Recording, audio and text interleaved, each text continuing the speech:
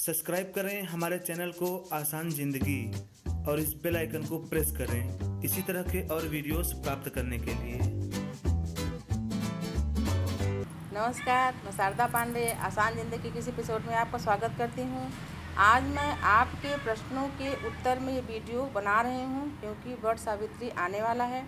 इसके पहले एक वीडियो दी हूँ कि आप लॉकडाउन में कैसे पूजा करें, और इसके पहले पिछले साल मैं घर में पूजा कैसे करें इसको दी हूँ। वट सावित्री यानी बरगद के वृक्ष का भी पूजन करके दी हूँ। आप जिनके यहाँ बरगद उपलब्ध हो मिल सकें उस वीडियो को सर्च करके वैसा ही पूजा करें। घर में जैसा दी हूँ डाल वगैरह ले आकर तुलसी पौधा रख के वैसा पूजा करें। आज आपके प्रश्नों का उत्तर देने के लिए वीडियो बनाई हूँ। तमाम बहनों का, बेटियों का, माताओं का ये प्रश्न है कि वो 3 दिनों का व्रत तो करती हैं पर फेरी लगा के पूरा भोजन भी कर लेती हैं। जैसा कि आप पिछला वीडियो सर्च करोगे तो मैं सभी वीडियो में बताई हूँ कि ये जो वट सावित्री का पूजन और व्रत है ये सुहागनों के लिए वैसा ही व्रत और पूजन है जैसे कि तीज, जो भाद्रपद की तीज में पड़ता है, शुक्ल पक्ष के तीज, करवा चौथ, महाशिवरात्रि या ऐसे ही सौभाग्यदायक जो भी पूजन व्रत हैं उसी प्रकार से उसी तरह से ये वट सावित्री का व्रत और पूजन भी है। वैसे तो मैं बताई ही हूँ कि ये पूजन त्रयोदशी से लेकर त्रयोदशी, चतुर्दशी और पूर्णिमा, जैसे महाराष्ट्र में पूर्णिमा में होता है तो 3 दिनों का व्रत होता है। व्रत यानी कि एक टाइम मीठा भोजन करके 2 दिन एक टाइम मीठा भोजन करते हैं, और जो मेन होता है जहाँ पर पूर्णिमा पर होता है पूर्णिमा के दिन, और जहाँ पर अमावस्या पर होता है वो अमावस्या के दिन 3 दिनों का व्रत करके ये पूजन किया जाता है। तो मैं आपको ये बताना चाहूँगी कि आप पूर्णिमा पर या जो अभी आने वाला है अमावस्या पर जब इस पूजन को करती हैं तो भोजन बिल्कुल न करें। सब प्रकार का भोजन यानी सर्वाहार बिल्कुल न लें। अगर आप भोजन करना भी चाहती हैं तो मीठा भोजन एक टाइम, यानी पूजा के बाद मीठा भोजन एक टाइम, वैसे भोजन न लें। तो तमाम हमारी बहनें, बेटियां, माताएं बोलती हैं कि उनको क्या चना वगैरह निकलना रहता है, कुछ भी करना रहता है, वो जो भी करना हो दूसरे दिन करें। फल लेकर यानी कि सेव, अनार, आम, जूस कुछ भी लेकर आप इस व्रत को करें। बाकी सभी व्रतों के जैसे ही ये व्रत है, अन्न न खाएं। तो मैं आपको बता रही हूँ कि वट सावित्री पूजन में आपके प्रश्नों का उत्तर दे रही हूँ कि आप क्या करें क्या ना करें। उसी प्रकार से तमाम बहनों का प्रश्न है कि वो बाल धो के नहाएं कि नहीं। तो मैं सभी पर्वों में, जैसे मैं बाल धोने का वीडियो भी दी हूँ तो एक मैं उपाय भी बताई हूँ कि आप हर दिन बाल धो सकते हैं उन उपायों को करके, लेकिन विशेष पर्व में बाल धोने का निषिद्ध नहीं है। आप शुक्रवार के दिन भी, वैसे जब आप वट सावित्री व्रत कथा पढ़ोगे तो उसमें लिखा हुआ है कि सिर से नहाई हुई सावित्री नहा के भगवान श्री नारद जी को प्रणाम करते हैं, अपने पिता को प्रणाम करती हैं, फिर एक बूढ़े ब्राह्मण को लेकर अपने वर को ढूंढने जाती हैं। तो कोई भी व्रत हो तो उसमें पूर्णतः स्नान करना ही चाहिए बाल धो के। तमाम ऐसे व्रत भी होते हैं पूजन, जैसे गुरुवार का है तो उस दिन पानी से भी बाल न धोएं, जल छिड़क के पूजन कर सकते हैं क्योंकि वो हफ्तावारी का है। लेकिन विशेष पर्वों में जैसे कि महाशिवरात्रि हुआ, तीजा, वो सब में आप बाल धो सकती हैं, तो आप बाल धो सकती हैं। तो मैं आपको बता रही हूँ आपके प्रश्नों का उत्तर का ये वीडियो है कि आप क्या करें क्या ना करें। बहनों का प्रश्न रहता है कि जो चढ़ा हुआ प्रसाद है उस प्रसाद को कब खाएं। तो जैसे मैं आपको बता रही हूँ कि अगर आप फलाहारी व्रत कर रही हैं तो फल खा सकती हैं। अगर एक टाइम अन्न ले रही हैं, इसमें नमक, तेल, मिर्चा, मसाला, चटनी सब नहीं खाना है, तो आप जो भी लड्डू पूड़ी जो भी चढ़ा रहे थे एक बार एक टाइम खा सकती हैं। और नहीं तो आप ये प्रसाद दूसरे दिन भी स्नान करके पारण के समय खा सकती हैं इस प्रसाद को। तमाम बहनें हमारी बोलती हैं कि वो अगर सुबह चाय न पिए तो उनका सिर फटने लगता है या सिर में अत्यंत ही वेदना, पीड़ा होने लगती है, तो वो चाय सुबह ही पी लेती हैं। यानी कि जैसे रूटीन में बिना नहाए वगैरह चाय पीते हैं तो पी लेती हैं। कई बहनें नहा कर भी पी लेती हैं। कई बहनों का ये प्रश्न है कि आप बोलते हो कि इसमें पूजा 12 बजे के बाद क्यों करें। कई बहनों का प्रश्न है, वो तो सुबह ही पूजा कर लेती हैं, फिर और घर के काम रहते हैं और बच्चों का देखभाल और पति का, घर में बूढ़े माँ बाप हैं उनका देखभाल, तो हम 12 बजे तक नहीं बैठ सकते। तो मैं आपको ये बताऊंगी कि जो काम आपका है उसको 12 बजे से पहले कर लो। पूजा 12 बजे से ही शुरू होती है और हर एक पूजा का एक समय निश्चित है। जैसे भगवान श्री कृष्ण जी का जन्म 12 बजे रात्रि को जब होता है तो मंदिर में 12 बजे रात्रि को ही जन्म मनाया जाता है। पूजा आप कलश रख के कभी भी कर सकते हैं। उसी प्रकार से श्री रामचंद्र जी का जन्म जब 12 बजे दिन में होता है तो मंदिरों में 12 बजे दिन को ही घंटी बजा के उनका जन्म मनाया जाता है। उसी प्रकार से जैसे शनि जी का पूजन सूर्य उदय से पहले और सूर्य अस्त के बाद ही शनि का पूजन शनि जी को प्राप्त होता है।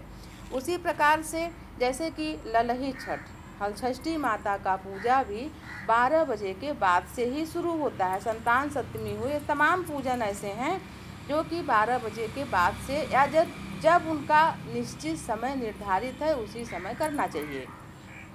जैसे कि पिछले वीडियो में बताई हूँ कि सावित्री जी जो ये सब चीज़ें हुई कि सावित्री जी अपने सास ससुर से आज्ञा लेकर सत्यवान जी के साथ वो वन में जाती हैं लकड़ी वगैरह काटने के लिए, तो जो ये घटना घटित हुई थी ये इन्हीं बीच में यानी 12 बजे से लेकर 2, 3, 4 बज गए थे। यमराज जी के पीछे पीछे जाते जाते आते आते ये सब क्रम इसी दौरान हुए थे। इसीलिए इस पूजा का महत्व इतने 12 बजे से लेकर बाकी जो जितना भी कर सकें। जैसे कि समूह में जब पूजा होता है तो कोई एक जो वरिष्ठ महिला होती हैं वो कथा भी पढ़ लेती हैं, बाकी सब लोग फूल और चावल लेकर कथा को सुन लेते हैं। तो आप 12 बजे से ही पूजा शुरू करें। और हम लोग जब पूजा करने जाते हैं तो विधिवत पूजा में 2 घंटा तो लग ही जाता है। तो ये पूजा विशेष है और आपको जैसे मैं बता रही हूँ उसी तरीके से पूजन करें। मैं अब चाय की बात कर रही थी, तो जब आप कोई व्रत का संकल्प ले लो, आप ऐसा अगर नहीं करे हो तो करके देखो। जैसे तीजा हुआ, करवा चौथ हुआ, कोई भी व्रत का आप संकल्प लेते हो कि हम आज निराजली व्रत करेंगे, तो आपको प्यास लगती ज़रूर है। जब आप पानी पियोगे तो आपको प्यास उस समय लगेगा, फिर वो प्यास बुझ जाती है। जब आप भोजन खाते हो तब आपको भूख लगती है, फिर वो भूख कुछ देर तक पेट में तड़पने जैसा होता है, फिर वो भूख धीरे धीरे समाप्त होने लगती है। उसी प्रकार से जब आप पानी पीते हो या जैसे भोजन नहीं किए तो पानी प्यास कम लगती है, तो उसी समय आपको प्यास भी लगती है, फिर प्यास भी धीरे धीरे बुझ जाती है। तो 1-2 दिन या 9 दिन का जो व्रत करते हैं इसीलिए उनका कई किलो वजन भी कम हो जाते हैं कि जब शरीर में कुछ जाता नहीं तो शरीर का ऊर्जा शरीर ही देने लगती है फिर शरीर को संभालने के लिए। तो आप जैसे कि अब ये वट सावित्री का सुबह उठ के 3 दिन का जो व्रत करती हैं वो भी एक टाइम मीठा भोजन कर लेती हैं, लेकिन अमावस्या के दिन फलाहारी व्रत जरूर करें। बहुत माताएं बहनें पूछती हैं कि हम निराजली व्रत करें, तो निराजली व्रत नहीं रहा जाता। निराजली व्रत तीजा में रहते हैं। महाशिवरात्रि में तमाम बहनें पूछती हैं कि उनके पति की कुंडली में ऐसे कुछ दोष है। मैं उनको शिवरात्रि का भी व्रत बताई हूँ 14 सालों तक का, वो निराजली रहा जाता है। करवा चौथ का जो चंद्रमा देख के खाना वगैरह खा लेते हैं, जैसा पूजा का विधान है वैसा करना चाहिए। तो आप नहा के या बगैर नहाए, भले आपके कितना भी मैं भी बहुत सारे लोग जो चाय के आदी हो गए हैं उनके सिर में दर्द होता ही है, पर हम लोग भी तीजा वगैरह का व्रत करते हैं, संकल्प कर लेते हैं तो बिल्कुल दर्द नहीं होता है। थोड़ा बहुत हुआ तो फिर ठीक हो जाता है, या थोड़ा बहुत दर्द बर्दाश्त करें। बिल्कुल ही चाय सुबह उठ के ना पिएं और आदत डालें, क्योंकि जीवन जीने के लिए बहुत कुछ चाहिए। जीवन में ऐसी तमाम कठिनाइयाँ आती हैं कि चाय नाश्ता पानी सब भूल जाता है आदमी। तो देवता से भगवान से प्रार्थना करनी चाहिए। ये तो रूटीन का रोज़ का चीज़ है, थोड़ा बहुत दिक्कत होता है, झेलना चाहिए।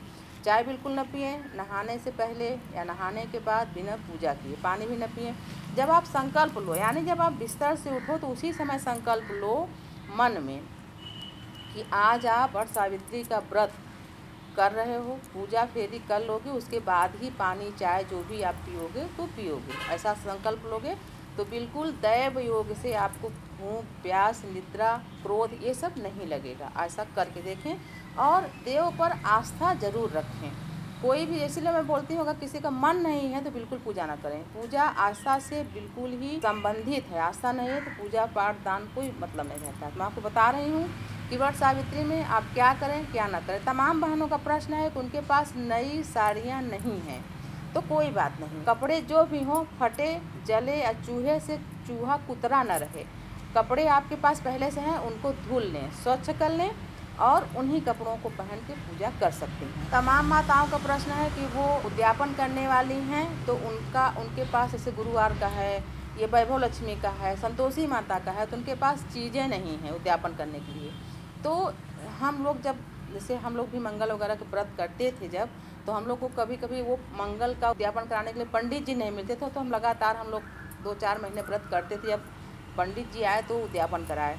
तो अगर आपका व्रत पूरा हो गया है तो आप ये कहकर घर में छोटी सी भी पूजा कर सकती हैं, हमारा व्रत पूरा हो गया है, और आप छोटी सी पूजा करके उद्यापन कर सकती हैं। थोड़ा बहुत दान का चीज़ या कुछ धन निकाल दें, बाद में पंडित जी को दे दें। मैं आपको बता रही हूँ आपके प्रश्नों के उत्तर, इसलिए ये वट सावित्री का पूजा है। पर जो बहनें उद्यापन करना चाहती हैं, कब बोलती हैं हमारे पास ऐसी चीज़ें नहीं हैं, इतना ज़्यादा चीज़ें नहीं हैं जो मैं गुरुवार में दिखाई हूँ, तो ऐसा कुछ नहीं है, उतना सब चीज़ें होना ही चाहिए। आपके पास जो भी है आप उद्यापन कर लें। आपको कुछ भी देने को नहीं है तो गाय को थोड़ा सा गुड़ और चना खिला के, गाय माता में करोड़ों देवी देवता का वास रहता है, आपका पूजा बिल्कुल सफल होगा। डरती हैं कि हम इतने दिन का व्रत किए हैं तो हम सही उद्यापन नहीं करेंगे तो पूजा सफल नहीं होगा, ऐसा कुछ नहीं है। आपका बिल्कुल पूजा सफल होगा और आप इसी तरीके से उद्यापन कर सकते हैं। मैं आपको बता रही हूँ कि वट सावित्री में आप क्या करें क्या ना करें, आपके प्रश्नों का उत्तर दे रही हूँ। तमाम बेटियों का भी प्रश्न है, उनका यह कहना है कि उनकी सगाई हो चुकी है तो क्या वो इस व्रत को कर सकती हैं। तो मैं बोलती हूँ बिल्कुल आप इस व्रत को अपने पति के नाम से बिल्कुल ही इस व्रत को कर सकती हैं। पति की सुरक्षा के लिए उनका नाम लेकर व्रत कर सकती हैं।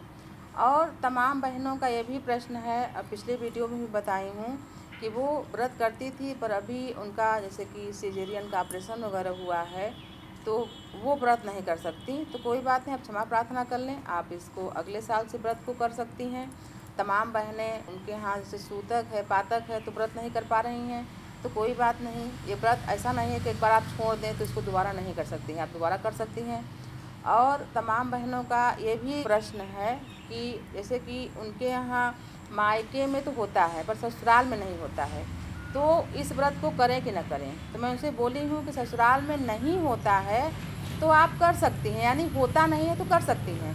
लेकिन अगर सहता नहीं है, यानी कोई दुर्घटना उस दिन हुई है और घर के बाकी लोग मना कर रहे हैं, तो इस व्रत को आप बिल्कुल भी न करें, क्योंकि ऐसा करने से कई बार अनिष्ट की संभावना रहती है, आशंका रहती है। कई बार देखने में आया है कि जो भी कोई पूजा पर्व अगर उस दिन कोई अनिष्ट घटा है तो लोग बाग बोलते हैं कि अरे 10 साल हो गया है, 20 साल हो गया है, अब हम इसको मनाएंगे, आस पड़ोस के लोग मनाते हैं इसलिए हम इसको मनाएंगे। कई बार दीपावली के यहाँ किसी का दुर्घटना हुई तो बगल में सब दीपावली मना रहे हैं, उनके यहाँ सुना रहता है तो बोलते हैं अगले साल से हम भी मनाएंगे। और जैसे वो दीपावली मनाते हैं तो उनके यहाँ ऐसा कुछ होता है कि वो फिर एकदम से सहम जाते हैं, तब उनको समझ में आता है कि हाँ नहीं मनाना चाहिए। अगर सहता नहीं है तो बिल्कुल ना करें। हाँ, अगर करते नहीं है तो आप नए तरीके से पूजा शुरू कर सकती हैं। तो ये सब है आपके प्रश्नों का उत्तर, और रोज़ मैं आपके प्रश्नों का उत्तर देती भी हूँ। वीडियो इसलिए बनाई कि बाकी बहनों को भी ये सहूलियत हो जाए। तो इसी प्रकार से जो भी आपको वीडियो चाहिए वो भी बताएं, आपको हम आगे वीडियो देंगे, और इस वीडियो को भी देखें, आपका पूजा बिल्कुल ही आसान हो जाएगा। हमारे साथ बने रहें, देखते रहें आसान ज़िंदगी। तब तक के लिए नमस्कार।